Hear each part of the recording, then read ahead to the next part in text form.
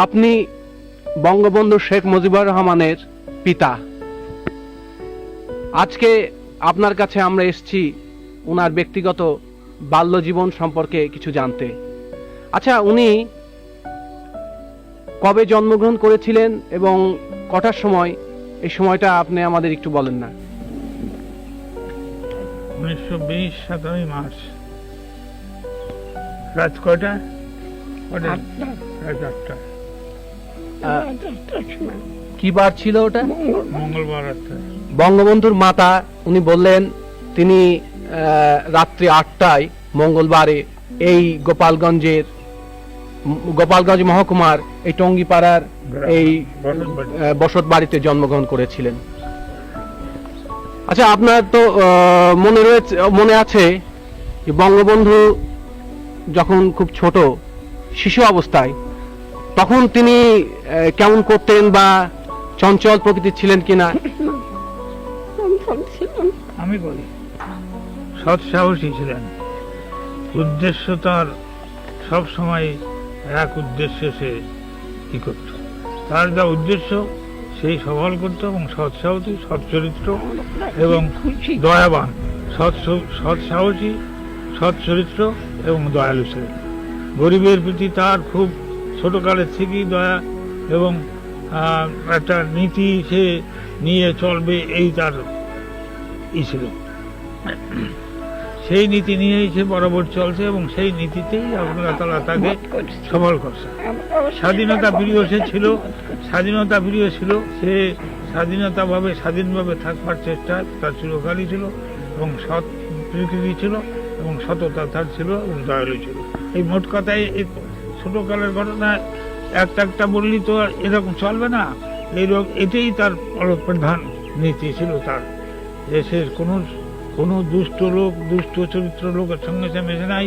তিনি সব সময় সৎ লোকেরা, সব সময় সে নেতা, এই সব কাজে সে এটা নেতৃত্ব করবে, এই তার আকাঙ্ক্ষা ছিল। আচ্ছা, আমাদের জাতির পিতা বঙ্গবন্ধু শেখ মুজিবুর রহমান 7.5 কোটি মানুষের কাছে এবং সমগ্র বিশ্বের কাছে শেখ মুজিবুর রহমানের বলেই পরিচিত। কিন্তু আপনারা আদর করে ছোটবেলায় যে নামে ডাকতেন, আপনি কি বলে ডাকতেন তাকে? খোকা বলে। আচ্ছা, কবে বলেছিলেন খোকা? বেশি দিন নাই, কোন সময় আপনি মজিব বলে ডাকেননি? খোকা বলে ডাকছি। এখন মজিব কই, আপনার কাছে মজিব কই, তারে খোকাই কই, সবসময় খোকা। আচ্ছা, ছোটবেলায় উনি আপনার কথা টথা শুনতেন? হ্যাঁ, আমার অভদ্রের কথা আমরা যা কইছি আমি তাই, তাছাড়া অন্য কিছু না। তার অমতেও কোনো কথা কইনি। সে যা কইছে তাই কি মত করছি এবং মতে রয়েছি। এমন কিছু মত করেনি যে সেটা ভালো না। দেখছি খেয়াল করে যে সে ভালো। আমার বংশে 3 পুরুষের মধ্যে ওই ছেলে আসবে না। 3 পুরুষের মধ্যে এরকম ভালো, এরকম নির্ভীক ছেলে আসেননি। সৎ সাহসী, স্বাধীনতা প্রিয়। আচ্ছা, উনি শুনেছিলাম ছোট নেতা, প্রত্যেক কাজের নেতৃত্ব নিচ্ছে। যেখানে যাও, স্কুলে ছাত্রের মধ্যে নেতৃত্ব নিচ্ছে। মাস্টার পর্যন্ত লেখাপড়া না শিখে একজন আছে হেডমাস্টার, মিশন স্কুলে পড়তো। মিশন স্কুলে একটা হেডমাস্টার আসো, সে পড়াতে পারতো না, ভালো লেখাপড়া জানতো না, কিন্তু সে হেডমাস্টার আসো, তখন তার বদলাতে হবে।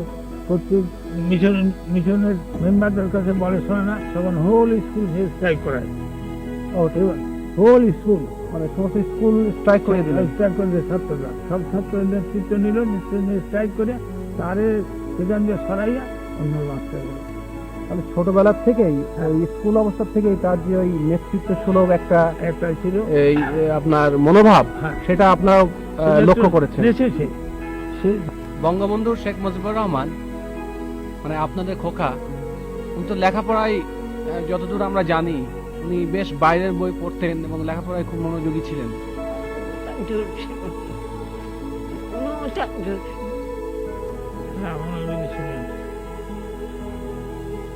এতটুকু খুঁজলে হয় না, আল্লাহ দিতে পাইছি, তার শান সে দিতে পাইছি। আচ্ছা, উনি তারপরে এখানকার লেখাপড়া জীবন শেষ করে তারপরে উনি তো কলকাতা ইসলামিয়া কলেজে গেলেন পড়তে। এবার আমরা আপনার কাছে কিছু জানতে চাবো, খেলাধুলার প্রতি তার কেমন একটা ঝোঁক ছিল? দাদু খেলা ভালো, স্বাভাবিক, খুব বেশি বলে যেতে না। বেশি নেই। দাদু স্বাভাবিক। ফুটবল খেলতেন মনে হয়। হ্যাঁ, ফুটবল। ওই যে হারে দাদু সংখ্যা সন্তান, হ্যাঁ, যে জায়গা দাদু সেই কারে শেষ। যেখানে যাবে সেখানকারই নেতা। নেতা। তিনি ছোটবেলাও নেতা ছিলেন, তিনি মাঝেও নেতা ছিলেন, এখনো তিনি নেতা, তবে এখন তিনি জাতির পিতা। আর এই ভাই বোন, নেতা কি ভাই বোন, যখন পাকিস্তান হলো, একটি ভাই। যখন পাকিস্তান হলো তখন তো আসলো ঢাকায়, জি তখন ওখান দিয়ে বিয়ে পাস করে আসলো। জি এখানে এসে অ্যাডমিশন দিল। অ্যাডমিশন নিলে ওই তারা ওই যে আপনার এই বাংলা ভাষা নিয়ে যে একটা গোলমাল হলো, জি হলি থেকে তারা কলেজে ইউনিভার্সিটিতে 1952 সালে সেই 21শে ফেব্রুয়ারি যে ভাষা আন্দোলন, ভাষা আন্দোলন না, তার আগেই হয়েছিল। জি, তার আগেই ইউনিভার্সিটিতে ওরা স্ট্রাইক করে। হ্যাঁ, ওই যে শুয়ে পড়ছিল যে, ইউনিভার্সিটির ওই মেনিয়াল স্ট্রাইক, হ্যাঁ, যেটা ওই যে চতুর্থ শ্রেণীর কর্মচারীদের স্ট্রাইক উনি নেতৃত্ব দিয়েছিলেন। হ্যাঁ, সেই জন্য তো শুয়ে পড়ে ফিরে হয়ে গেল, তখন ওরে ই করলো, আপনার এক্সপেল করলো কলেজে, বিশ্ববিদ্যালয় থেকে। বিশ্ববিদ্যালয় থেকে হ্যাঁ। এক্সপেল করলো। স্পান করি না, জি, না তখন না, তখন ভাইস চ্যান্সেলর ওসমান গনি ছিলেন। ছিলেন না। তখন হ্যাঁ। আরেকজন কে ছিল। তখন তিনি তাকে ওই যে আপনার মনে আছে নিশ্চয়ই, ওনাকে বলেছিলেন যে তুমি মুচলেখা দাও, হ্যাঁ, তো তিনি বলেছিলেন যে মুচলেখা আমি দেবো না, হ্যাঁ, তখন তাকে বহিষ্কার করা হয়। এক্সপেল করা। Expel করা হয়। এক্সপেল করালে তো রাজনীতিতে একেবারে জড়ায় গেল। এবং ভালো আপনার আছে। নিশ্চয়ই মনে আছে ওই কথা বলেছিলেন উনি, হুম, যে আমি বিশ্ববিদ্যালয় থেকে ঠিকই চলে যাচ্ছি, কিন্তু এই বিশ্ববিদ্যালয়ে আমি আবার ফিরে আসবো, তবে ছাত্র হিসাবে নয়। হুম। এই কথাটা উনি বলেছিলেন। আচ্ছা, আর উনার একটু রাজনৈতিক জীবন, ছোটবেলা থেকে উনার রাজনীতির প্রতি হ্যাঁ। খুবই ছিল একটা আগ্রহ।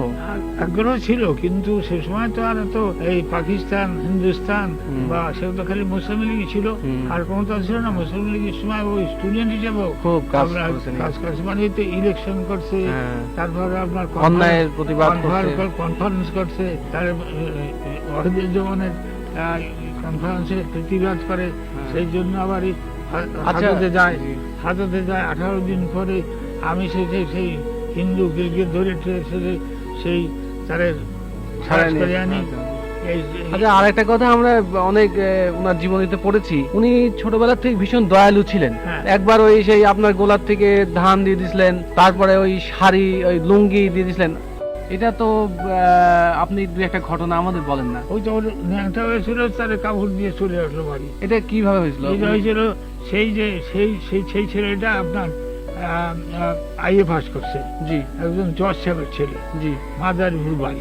জি তো ওর সঙ্গে তার জানাশোনা ছিল।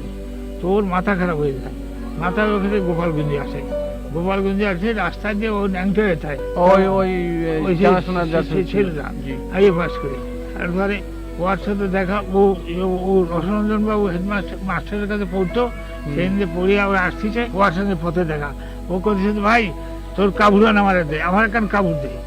তখন ও কি করবে, তখন ও নিজের কাবুর খান খুলে তারে দিয়া, গায়ে চাদর ছিল, তাই যে নিজে বাসায় আসলো পড়িয়া। আমি বললাম, বলে তোর কাবুর কই? বলে তা দিয়েছি। কারে দিয়েছি? বলে পাগলা বাটারে। বয়স করছি, যা। এই হলো তার। আর আপনার ওই গোলাপ থেকে একবার ওই দুর্ভিক্ষ হয়েছিল, তারা দান পান সেই উনি লোকের সেই দুঃখ কষ্ট দিয়ে মনের মধ্যে উনি আর খুব কষ্ট হয়েছিল, এবং তখন ওই গোলাপ থেকে ধান দিয়ে দিয়েছিল। মোট কথা তো হয়েছে, তখন আপনারা কিছু শুনেন, বলেননি? এটা তিনটে কথা। জি, সৎ সাহস ছিল, সততা ছিল, দয়ালু ছিল, নির্ভীক ছিল। নির্ভীক ছিল।